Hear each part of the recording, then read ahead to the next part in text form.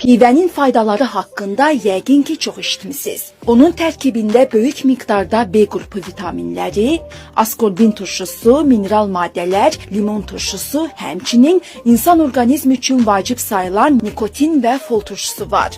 Başqa sözlə pivə vitamin kompleksinə malik içkidir. Pivə içənlər sevindi, hə? Tələsməyin, çünki bu videonun başlığı belədir. Hər gün bir şüşə pivə içsəniz nə baş verər? Pivə bəşəriyyətə məlum olan ən qədim içkilərdəndir. Onun hazırlanmasında taxıl məhsulları və ya digər nişasta qaynağı seçilir. Su ilə qarışdırılır.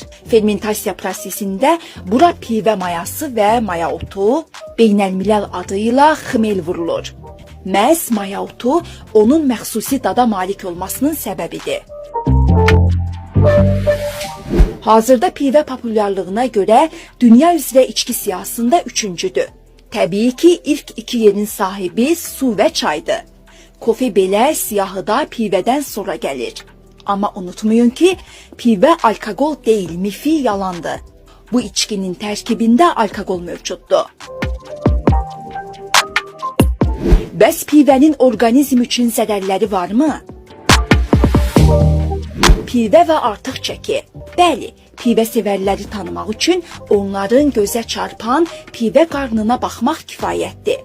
Düzdür, əksər kişilər bununla qürurlanır. Lakin pivə qarnı artıq çəkidən danışır. Artıq çəki isə heç bir halda sağlamlığın göstəricisi ola bilməz. Bəs necə olur ki, pivə kökəldir? Prosesə baxaq. 100 qram pivə 30-50 kilokaloriya malikdir. Aha, içkinin kalori dəyəri də aşağıdır ki, yox, yanılmayaq. Şüşə yarım litr tutarsa, bir şüşə pivə 200-250 kilokaloriya malikdir. Axşam işdən evə gedərkən marketə dönüb 1 litrlik plastik şüşədə pivə alarkən yadınıza salın. Siz bu axşam təkcə pivədən 700.000 kilokalori alacaqsınız. Bu göstərici sağlam, yetkin bir kişi üçün 3 günün kalori normasıdır. Necə?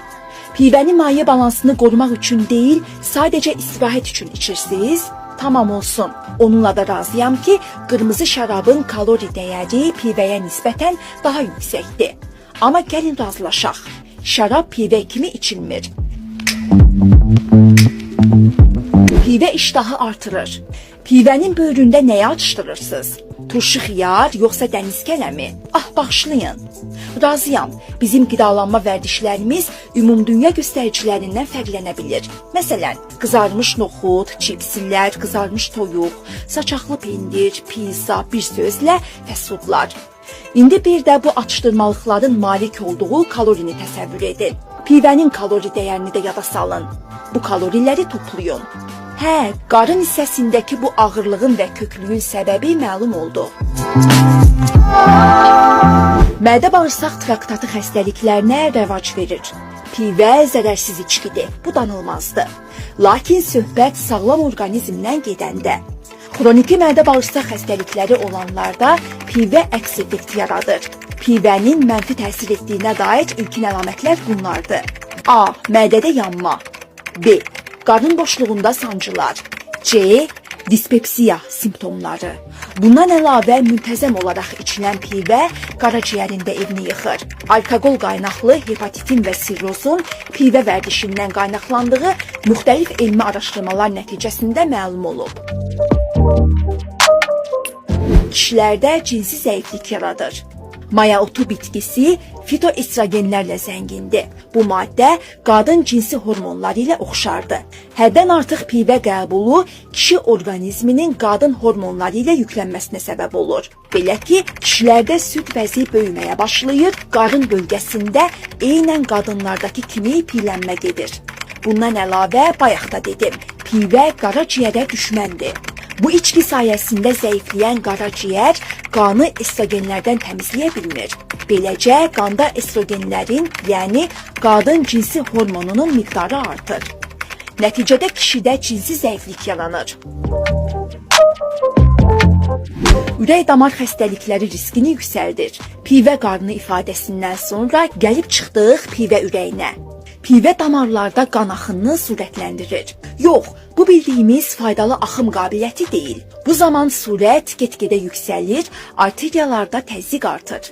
Nəticədə venalarda genəlmə başlayır. Bu qədər sürətlə axan qanı pompalamaq üçün ürək əzələləri gücləndirilmiş iş rejiminə keçir. Nəticədə alkoqol qaynaqlı kardiomiyopatiya yaranır. Sinir sistemi xəstəliklərinə və psixologiyanın pozulmasına səbəb olur. Mütəmadi olaraq pivə içənlərin sinirləri gərilir və onların depressiyaya düşmə riskləri çoxalır.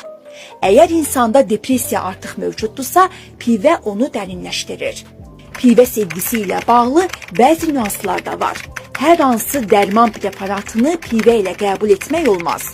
Bu orqanizmə mənfi təsir edir. Məsələn, pivə ilə qəbul edilən antibiotiklər qusmaya və baş ağrılarına gətirib çıxarır. Sakitləşdiricilərin, ağrı kəsicilərin və stres əleyhinə dərmanların da pivə ilə içilməsi tövsiyə edilmir.